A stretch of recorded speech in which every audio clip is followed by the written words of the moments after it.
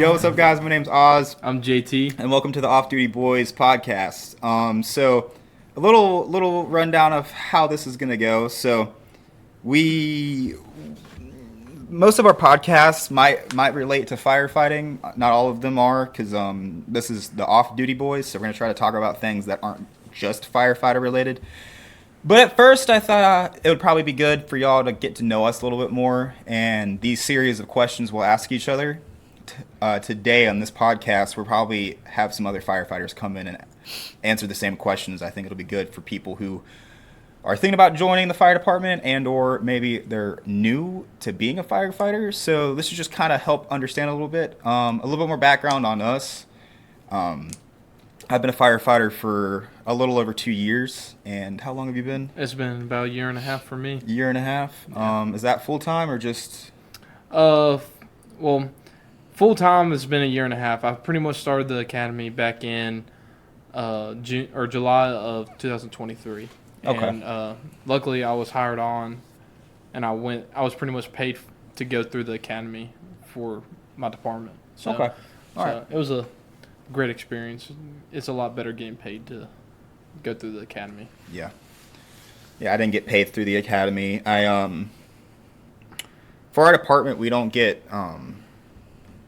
have our own fire academy. We go to like a community college and get classes there, and then for him, I guess he got the job before he actually had his fire degree certifications. Yeah, it was pretty much for the first 6 months. It was from January 2023 all the way pretty much to the academy. I was pretty much volunteering for the shift I'm on, and then after that, then it's full time. Okay, yeah. So you're not like, it's not like probationary firefighting. He's just like a volunteer until he gets his classes and whatnot. Still got the right calls, but I couldn't do nothing. Yeah. Pretty much. So that leads to the next question. What made you want to be a firefighter? So starting in high school, like I've always thought about doing it, and in high school they had a junior program, and the junior program was pretty much what I did from January of 2023. But in 2016 I was a junior firefighter, and I did that a couple times, and at first I wasn't really interested just because I did it during the summer. Mm-hmm.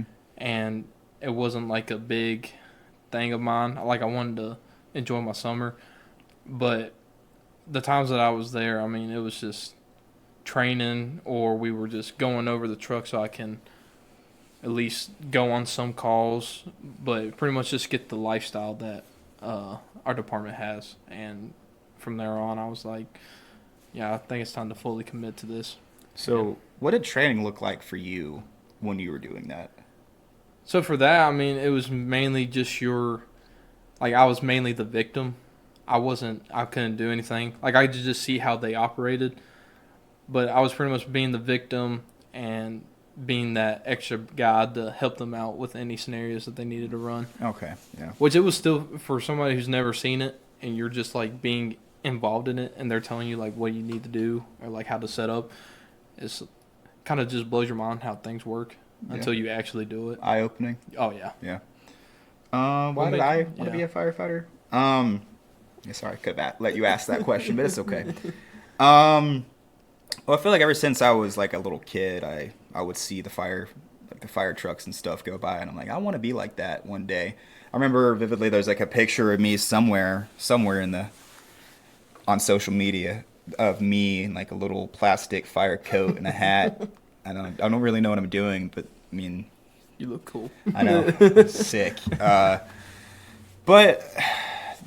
I never really honestly, after that I didn't really think about it. There was definitely different things I wanted to do with my life, but I applied to a neighboring department from our actual department before I went to college. Didn't get in, talked with the chief there, and he told me everything I really wanted to know before actually joining a fire department. And he was like, I think you also probably need to go and get a 4-year degree, make sure this is what you really want to do. And having that sit down was kind of nice because it kind of opened my eyes too. Because I'm literally coming in with No zero experience whatsoever, so I didn't really know what to expect. He kind of helped me with that. I went to college, got my 4-year degree, made sure that was truly what I wanted to do, and literally right after I graduated, I applied for the fire academy and got in, and then it's been smooth sailing ever since. But that actually kind of reminded me, it was in the fire academy, we were asked basically the same question: what made you want to be a firefighter? And Very first day. I said I wanted to help people who couldn't help themselves, and I was told that was a wrong answer. Um, Needless to say, I still don't really know what the correct answer was, what he was looking for. Pretty much, if you say anything about that you wanted to be a hero to somebody, it was wrong. Well, I mean, I never said I wanted to be a hero. Yeah. Or just helping out others. Like, anything that had to do with, like, helping somebody, they were like, that's a common answer. Like, I everybody. mean, it's a common answer, but I mean, I feel like most people's answer would be that. I mean, what else? I mean, to me, an incorrect answer would be for the money, because you don't exactly get a lot of money doing this career. No. I'm not even complaining about that, but I mean, you don't go into this career for money. But I don't know. It'd be interesting to hear what his answer would have been, because he never did answer that question. Everyone just said everyone's answer was just wrong. But all right. In your opinion, why should someone pursue firefighting as a career? For me, I think it's the brotherhood that we all get for being a part of this. Because, I mean, like me and you, we've been partners for 5 months now. Around there, yeah. Or, no, it'd be six months almost now. 7. Yeah. And we're already like this. And, I mean... We were tight before, but we were tighter. Were we, though? I mean, we would see each other, and I think we were mutual friends, but now, like we were excited to see each other whenever you came to my station. Because I had a choice of who I wanted to be partnered with, and I was like, I want him. Yeah. I was also new to the position I was in. I'm in charge of him, and so I wanted someone who I knew at least knew the job better than some people, and that's not me trashing anybody, but I don't want to have that extra stress of trying to completely and utterly teach a new guy. Especially because I was still learning, and I'm still learning the position I'm in. But yeah. But I mean, that's the thing. Just the brotherhood that you experience from this. Just from, like, they might not be on the worst. Like, me and you will have our worst call, but you know that there's going to be 10 guys, 12 guys on our shift that's going to back us up, saying like it's okay. We're all going to experience this. It's okay to struggle. It's okay to feel this way. So, I mean, just that bond that you get from this is truly just the best thing about this job. Yeah, I can say that's a really good one. I can't ask answer the same question. I mean, I'll say the brotherhood, yeah. Again, if you really want to help people, this is a good career to do it. I'd also say the retirement's pretty good. I'm not going to say it's all about the money, but I mean the benefits are kind of there, depending on where you're at. The benefits are great. Yeah, depending on where you're at, I mean, it's pretty good. But yeah, I'd say the brotherhood's good. I mean, I know if I ever had a question or a concern, and I know some of the people on our shifts definitely know because they get phone calls from me quite a bit. I mean, they're always going to answer unless they're, doing something. If I have a question or a concern, I'll definitely call and ask. And I mean, if they don't know what the answer is, they'll get back with me. They'll get back with me, and they'll find the answer.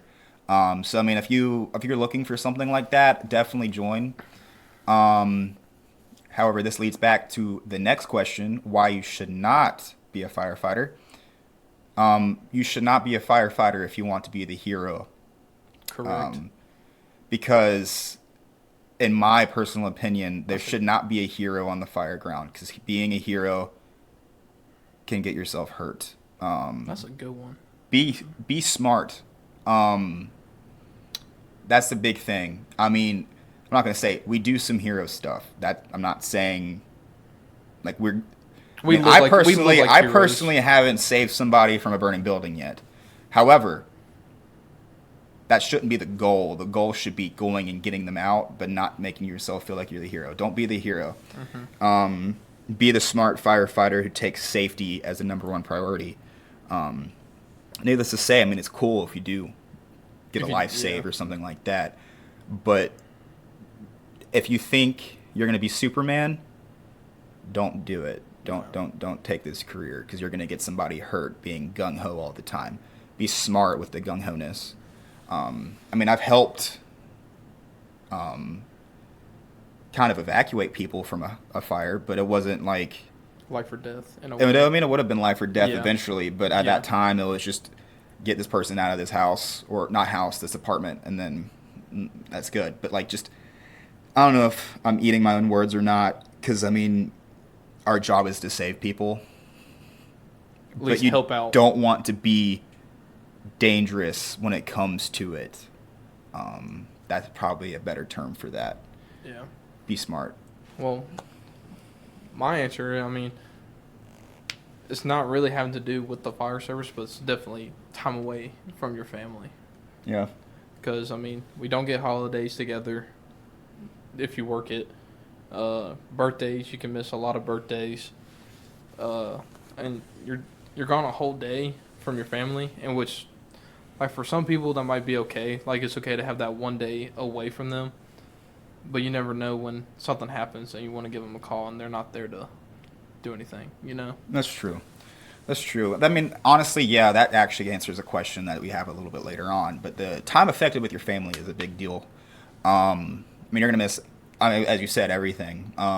If you're not working, or if you are working, the days that are important, you're going to miss it. Yeah, but like this year we missed Christmas Eve. We were working Christmas Eve. So, and of course, that's kind of like one of the big days where, especially if you already have kids, like, you want to see the excitement they have of seeing, like, getting ready to get Christmas presents and everything. Yeah. But I guess you just wake up earlier on shift days. Yeah. But there are days where people can come, just like hang out for a little bit. Like, they can't stay the whole time, but just that little bit. But yeah, I feel like that's probably one of the, if you're just anything like that. But yeah, so kind of referring back to the family thing now, I do have to say that the fire department, I don't know, depending on where you're at or whatnot, they're gonna work with you on some things, depending on, I mean, coverage and whatnot. But I remember I was on shift, literally like 2 hours in the shift, and my girlfriend texted me saying, "Hey, I got into a wreck," and then she wouldn't answer my phone calls or text messages, and it was really hard to play off the not stressing, because I mean, I literally, all I get was, "I got into a wreck." Nothing like I'm good, anything else like that. So I called the person in charge that day over the shift, and I was like, "Yo, like, my girlfriend got into a wreck. I don't really know what I should do." And he was like, "Well, go to her." And I was like, "Well, I'm on shift." He's like, "It doesn't matter. Go to her. Like, I mean, family is important." Yeah. I mean, I was only gone for like an hour. She was fine, by the way. She was fine. But that was just kind of nice. I was able to call, and like, they'll find the coverage if it's an emergency. Mm-hmm. Same if you're sick or whatnot. But yeah. Yeah. But I would say time is very affected with your family. I forgot there was like a number one of our guys on shift with us said, but I think it's like a third of your life is at the fire station or something like that. It's a really long, because I mean, technically speaking, we only work 11-ish days a month. Yeah. But that's 11 out of 30 days, and we're gone for 24 hours. So it's like a big thing. Yeah. I guess that leads to the next question. Can you explain the hardest part of being a firefighter?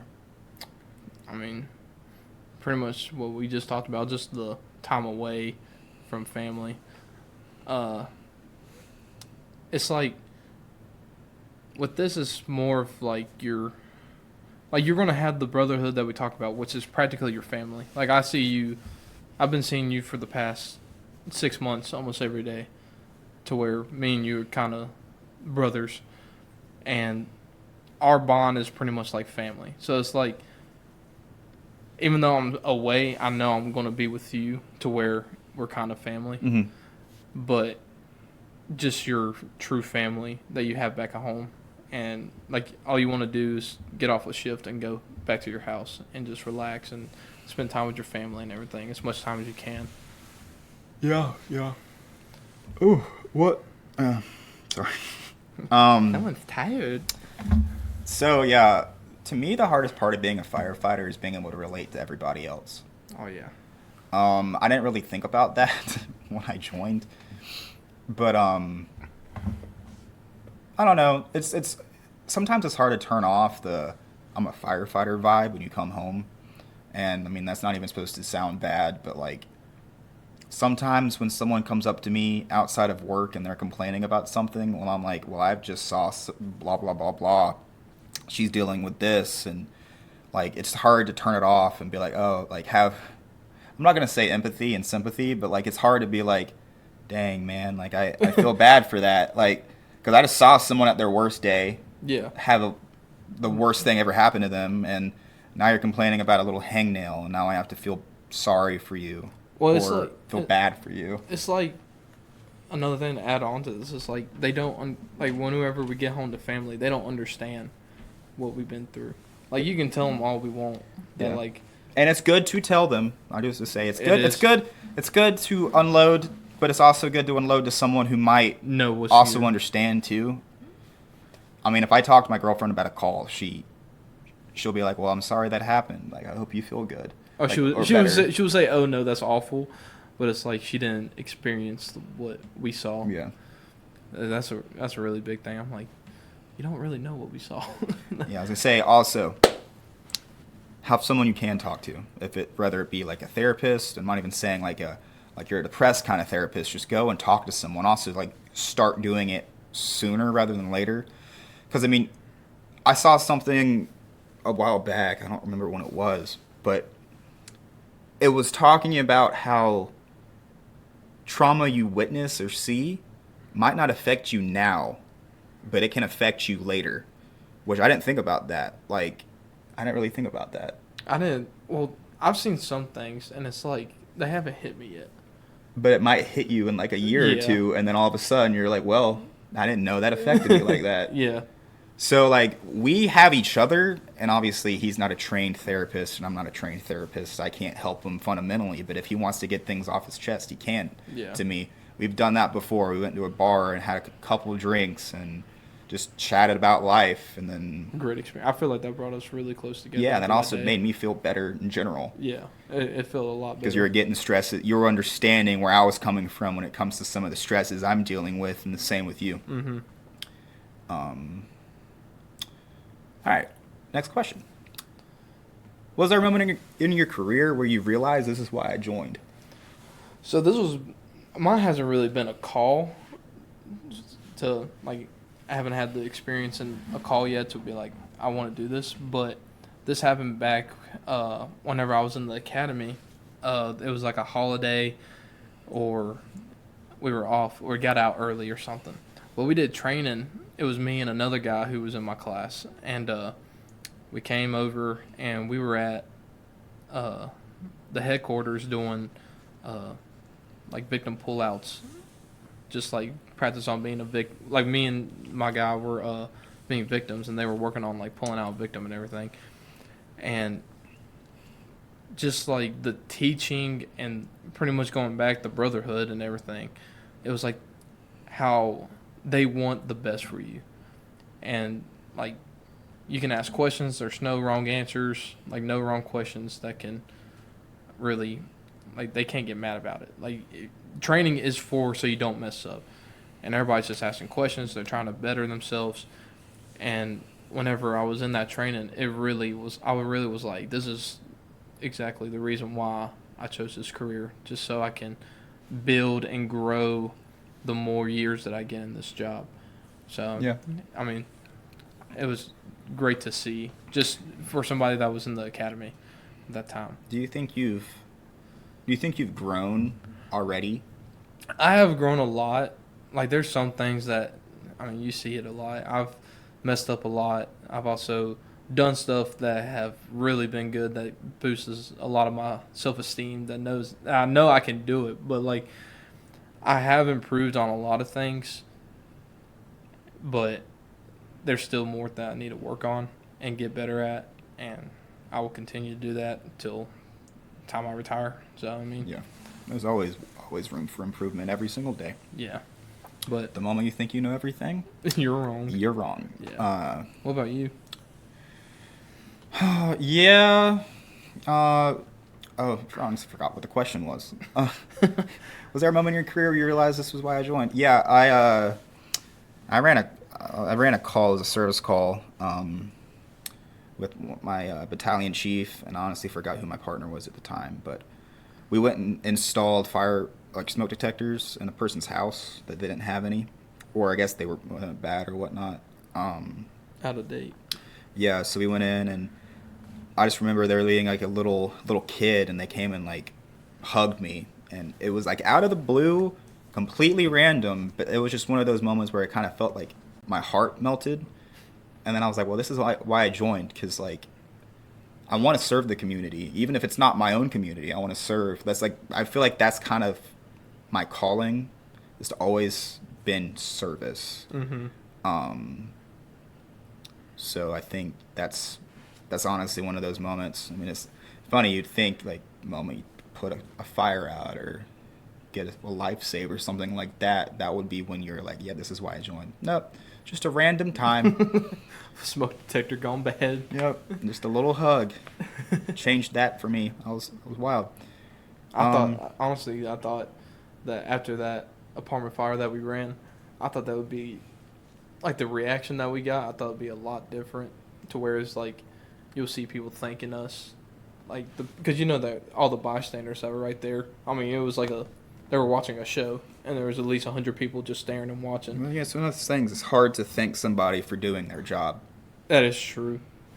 Yeah, I mean, but still, I mean, people that lived there. I mean, I know they were more worried about their house, but some of the people that you had to bring down, like, I don't think anybody really said thank you for anything. Which, I mean, it kind of is our job, but I thought there was going to be like a whole different reaction to all that. I don't know. That was a good point. I'm like, I mean, I guess I would thank an Amazon driver if I saw them give me their package. But like again, I guess you're not necessarily needing to say thank you to an Amazon driver. No. Oh, thank you for doing your job. Well, thank you. But we do get thanked for our service, and it's hard for me to like really. It's hard for me to like know the correct way to say like. Thank you for your service. You're welcome, because I mean. Sure. I don't. Yeah.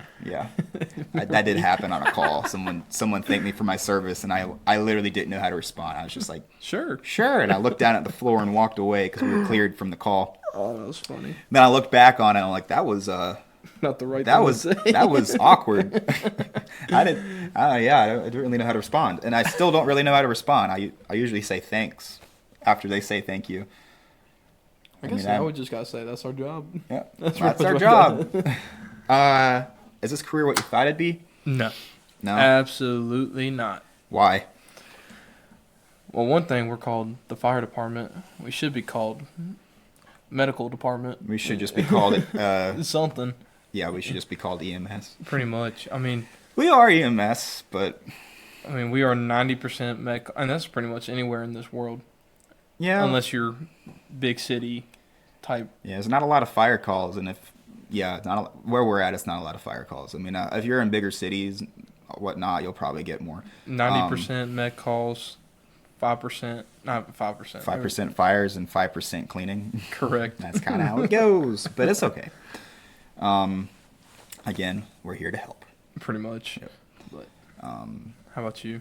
Oh, same thing. Exactly. I thought it would be action-packed all the time, but there's some days where it's super downtime, and then you're like, I want to call so bad. I want to go on a call so bad, and then... And you would think you would get more wrecks than we do, but we really don't. I mean, that's a good thing. I mean, yeah. I mean, I'm not complaining. One of those, actually, that reminds me of someone was like, I can't believe y'all didn't run anything crazy.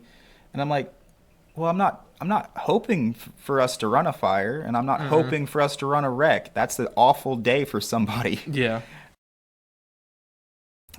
last question is, do you have any words of wisdom for people? Like maybe people who are thinking about joining a fire department, who already have their classes, or those who might be like brand new, like rookies, or who have just thought about being a firefighter, not even trying to pursue it yet. Know your role. That's probably my biggest thing about it. Because, I mean, you're not going to, like, you're going to go in there, you're going to be the rookie. Like, if you're just starting off, you're going to be the rookie. And you're expected to do all the cleaning, know your truck. You're going to get the most experience with the training. Like, you should be the first one to train, first one to do everything. But it's at the same time, you need to know that even though you're getting all this training and all these things, it's like you're still got to listen to all these other guys, like your guys who have more experience. So I feel like if you know your role and you do your role well, you will be perfectly fine in the service. Yeah, honestly, I'm gonna say the same thing, but I'll kind of go a little bit a different perspective than that. Know your role. When you get to a station, you're not gonna be expected to know your truck automatically, but you should be out there studying the truck. You need to make sure you know where everything's at in the truck, blindfolded. You need to make sure you know how to operate that truck. I'm not saying to drive or not, because it takes a little bit for someone to actually start driving the truck. Or pumping. But like, you might want to be able to know how to change it to pump gear, or where the generator, everything generator related is, where the tools are. You just need to make sure you know your truck, especially if you're somewhere where you don't get moved often. You should know everything about your truck inside and out. But that's not expected from day one. Also, something that I've always thought about is my first year in the fire service, I would always say I didn't have a voice. I think you need to be a sponge. Especially within your first year, be a sponge. Listen to everything that everyone tells you. And sometimes they might contradict each other, and I've experienced that thus far. Some people say, do it this way, and then some people say, do it this way. And then there's the one person who's like, maybe do a little bit of both. Well, like with me and you had the same, senior guy for a good bit. Yeah. So, I mean, me and him kind of got some of the same experience. But then we got brought up the same. Pretty much. And then when it was my term, he got sent to another senior guy. And, I mean, they pretty much had the same ideas, but they both also had different ways of doing different views and whatnot. Yeah. So I'd say, be a sponge for your first year. I didn't say I had a voice, but, after my first year, I started giving my opinion a little bit more. Again, speak wisely. I wouldn't go up to a guy who was higher ranking or been here longer than I have and try to question everything they're saying or doing. But I think I have more of a voice now. For that, just listen and soak in everything. Soak in. There's a reason why they're at the position they are. So. And if you're thinking about pursuing firefighting, I think you need to think about it a little bit more. Do what I did with the battalion chief who told me to go to college, get a 4-year degree. I'm not saying go to college, but I'm saying really think through, because this is a very long career. Obviously, it depends on where you're at again, but we retire after 30 years. This is 30 years of your life. You need to make sure this is the right career for you. Because, there's going to be some calls where you might, I don't want to say flake out, but more of like rethink of your career. Because, there's going to be, you're going to see something you might not like, or even you're just going to hate doing something one day, and it's like, do I really want to do this for another 30 years? So, just be wise. If you know that you don't want to do this, don't do it. Yeah, just go ahead and get out of it. I'm not saying that it's a bad career, because this is literally the best job that I've ever had in my life. It's very rewarding if you can get past some of the hardship with it. I'm not saying that's even call related. That's just some things happening in the background. If you can get And it's every place you go. There's not even saying fire departments in general. I'm saying everywhere you go. There's something going on in the background that you may or may not like. Get over it. You're there for a reason. You're there for a job. But yeah, I would say just listen. Yeah. No, you're wrong. Other than that, anything else you want to share? Well, if y'all have any more questions for us, y'all can feel free to leave a comment.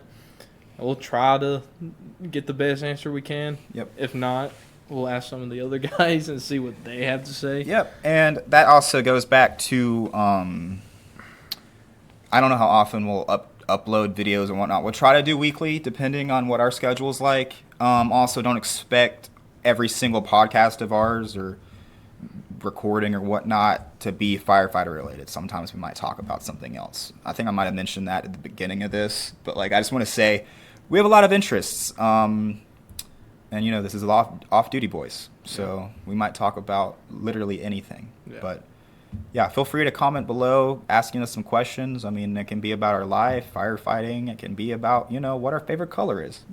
You never know. True. Red. Red. Other than that, guys, thanks for watching. Like and subscribe. Like and subscribe. Peace.